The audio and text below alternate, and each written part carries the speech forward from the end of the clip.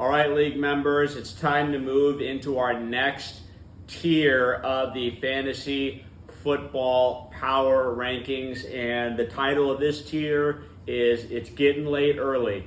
Through 2 weeks, you feel like most of these teams are starting to, they're still technically in contention, but they're starting to slip away. There's going to be a theme with a lot of these teams, and that's injuries. A lot of these teams that are in this tier are going to be some of the more banged up teams in the league. So we'll be evaluating this next tier here, starting with what would be the number 11 spot. So not the absolute worst of the worst, but really starting to stink up the joint. And coming in at number 11, we have Brennan Costello with a great new team name. I'm really happy about this. Dirty Mike and the Boys. If you haven't seen the other guys, what are you doing? A great comedy. One of the better modern comedies I think I've seen. If you're talking last 15, 20 years, great reference. I wish your lineup was looking as good as your team name, but the fact that you really haven't dealt with a ton of injuries, in fact, pretty much zero injuries. Jordan Addison, we kind of knew he was going to be banged up going in, and your lineup still looks this suspicious. Frankly, your best player on the season has been Kaimi Fairbairn, who's been literally record-breaking good with these 50-yard field goals, but beyond that, it just hasn't been a level of consistency at all with this team. Jahmyr Gibbs on a struggling Lions offense where you feel like everybody that's got Lions players right now, nobody's satisfied. Laporte, Gibbs, Montgomery, St. Brown, none of these guys are really giving us elite production through 2 weeks. Christian Kirk has absolutely disappeared. This guy is probably the third or fourth option now. He's almost unplayable, and yet your only other option on your roster at this point is Tyler Boyd. So you're basically completely in the hole at wide receiver too right now. Goddard's not going to do much. Zach Moss is completely touchdown dependent. And DeAndre Swift, speaking of offenses, this could be the Waldron effect, but the Bears' offenses look horrible. Brennan, this might finally be the year where I'm right about your team, because I'm just looking, there's a lot of bad offenses. There's a lot of uncertainty with your team. There's a lack of depth at receiver that's just awful. I mean, God forbid anything happens to Devontae Adams, and you're just going to have absolutely nobody at receiver. You've got the number one waiver priority. Would have liked to see you go out and try and get a Jawan Jennings or one of the Rams options like a Whittingham, but you didn't do that. You do have the number one waiver priority, which is great for next week. Maybe somebody emerges, but for right now, Dirty Mike and the Boys coming in at the number 11 spot. And coming in at number 10, this is going to be a shocker, folks. This is a tier list, and I'm ready for the tiers to come out, honestly, here. But at number 10, we have AJ with CTESPN. AJ, the biggest injury victim of the week, losing Deebo Samuel and Cooper Kupp for extended time. I don't know what the argument's going to be from AJ. It's a tier list, and the tiers are going to be coming out after this ranking. But you just look at this roster, it's just horrible. I mean, it's really bad. If Keenan Allen doesn't play, I do not know what you're going to do. You don't have reinforcements on the bench. Mike Williams, I guess, is technically eligible, but he's a Thursday night game, so you would have to put him in right away, or maybe take Naylor out of your lineup. There's just too much shuffling. You got Stroud and you've got Barkley at the top there, but everything else, Jerome Ford, kind of in a timeshare now. Keenan Allen, is he healthy? What is the Bears' passing game going to look like? They haven't done anything through 2 weeks of the season. Quentin Johnston, he's had one good week. We'll need to see more from him. Likely, if you just go down the list, and then Jalen Naylor at your flex, I mean, that's a guy that's, maybe he's going to go off, but it's just such a low likelihood. There's just no consistency. You're kind of stashing almost for the future here with Blake Corum and Nick Chubb, kind of guys that you're hoping to emerge late in the season. But you are the heaviest underdog by projections that I've seen in a really, really long time. I know you don't have a kicker, but that's only going to make a couple of points difference. I just think there's almost no chance you win this week. And, if you don't beat Jake, if you choke against him without your two top receivers, you're 1-4, or you're 1-3 with, playing three of the easier teams in the league to start the year. It's just, 2-2. I don't know. I'm getting bad vibes already from AJ. I know he's just going to be furious with this, but I just have to do it. Your roster looks horrible right now. All right, speaking of horrible, you want to talk about the most disappointing, disgraceful, shit-kicking performance of the week. Leicester just didn't even show up. That was just a small dick, pathetic effort by Leicester if I've ever seen it. And his roster is not looking much better than AJ right now. He's completely dependent on Charbonnet. I think Charbonnet is going to play, but even still, Jacoby Myers just doesn't give you any juice.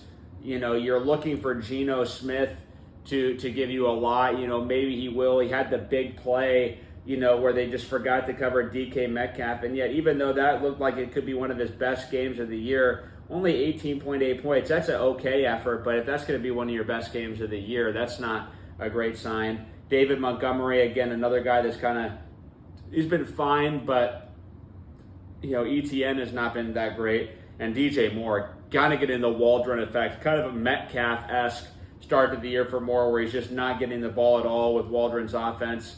You have to continue to start DJ Moore, but we haven't seen anything from him. Kyle Pitts just looks like another disappointing year for Pitts. Basically, win is enough going to be enough. I mean, if he doesn't turn it around quick, it's kind of over.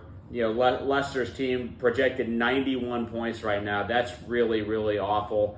Just not a lot of juice without A.J. Brown this year. It's another guy that's been affected by this injury crisis recently, but Leicester, fucking small dick effort. You know, I know you're on strike from Boeing, but, I mean, is your team on strike? Because that's kind of what it seems like right now. I'm not really willing to put in any work. With that being said, we're moving on to the next team. I guess that would be the number 8 team. Number 8 would be coming in for the ranking, and that is going to be, you know, I was really torn. I said Nate Solly, and then I go back to Brandon Niblock, you know, maybe, but I like Solly's team a little bit more than Nibs right now because of the injury to Pacheco.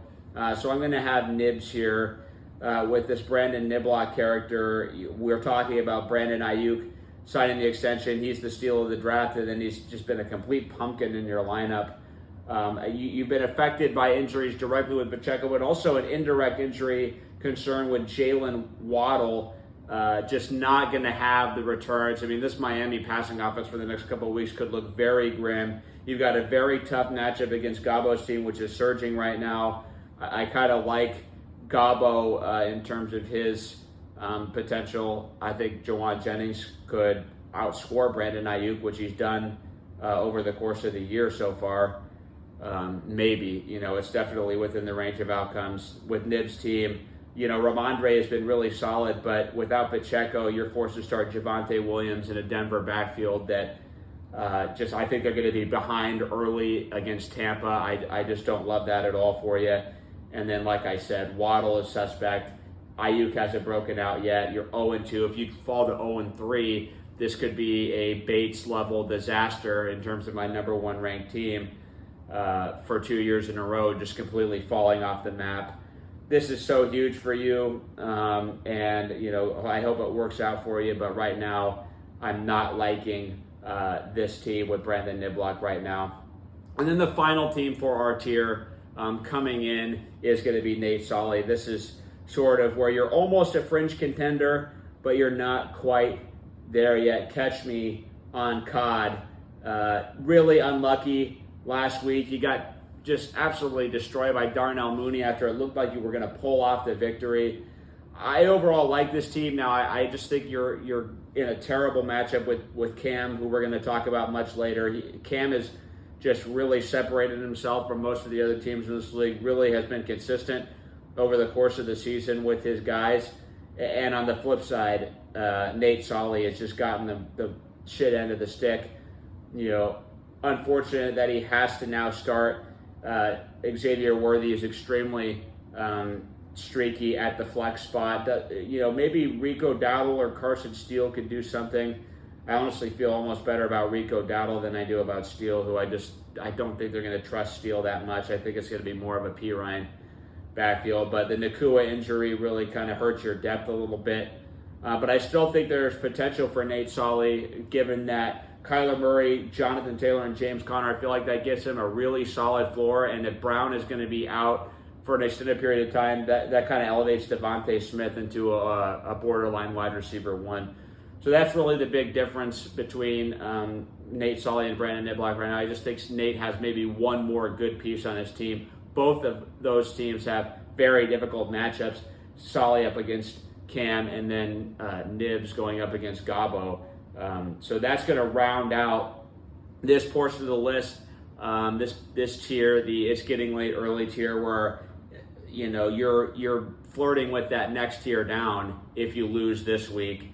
AJ, once again wanted to say that if you don't like my ranking, you can always just beat me this week, and then you'll be much higher. But we'll see how that goes. That's going to wrap it up for this tier, ladies and gentlemen. And we're going to be moving into our next tier very shortly, so do not worry. We're going to get these rankings. All of them are coming out today, so you won't have to wait till Thursday. So you guys hopefully will finally be at least somewhat satisfied. See you next time.